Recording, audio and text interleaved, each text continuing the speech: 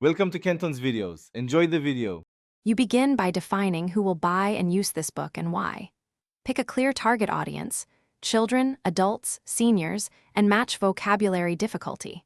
Once chosen, decide how many puzzles per book, the mix of easy to hard, and the total page count so layout stays consistent.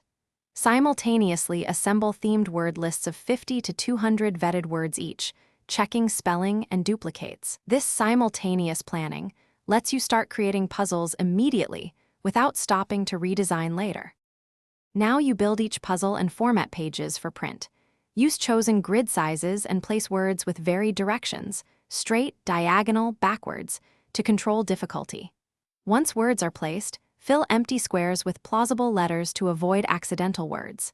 Make a separate answer key page for each puzzle and maintain consistent margins and fonts so printing trims are safe. If you use software or a spreadsheet, export puzzles and keys as high-resolution PDF files so resolution and alignment remain exact. Finally, assemble the interior and cover, then prepare for publishing. Sequence puzzles logically, easier warm-ups, increasing challenge and variety throughout.